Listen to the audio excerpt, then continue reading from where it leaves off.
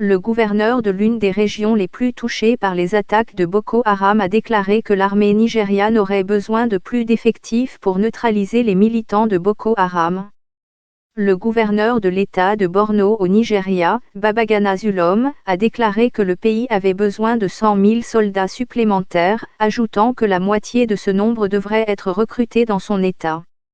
Monsieur Zulum a demandé au président de la Commission de la Défense de la Chambre des représentants, Babajimi Benson, de conseiller au président de discuter du recrutement massif de soldats. Le gouverneur a également déclaré le 24 février journée de jeûne et de prière pour le rétablissement de la paix dans l'État.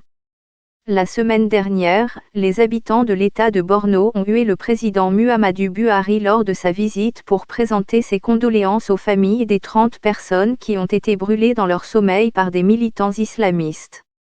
Le président a reproché aux dirigeants de Borno de ne pas coopérer avec l'armée pour mettre fin aux attaques.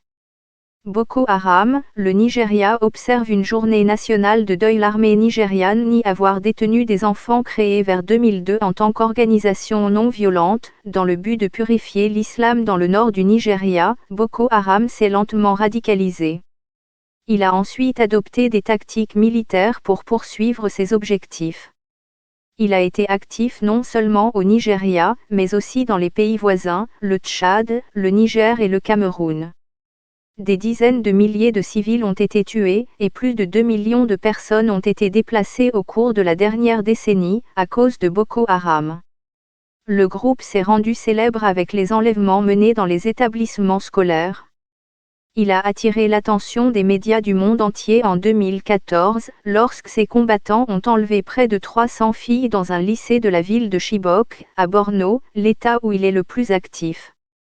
Selon l'Institute for Economic and Peace, basé à Sydney, en Australie, Boko Haram a été le groupe terroriste le plus meurtrier du monde en 2015. Ces militants restent actifs dans la région et défient les tentatives de l'armée nigériane visant à mettre fin à l'insurrection. En 2018, plus de 100 écolières ont été enlevées dans la ville de Dapchi, située dans le nord du pays. La plupart d'entre elles ont été ensuite libérées.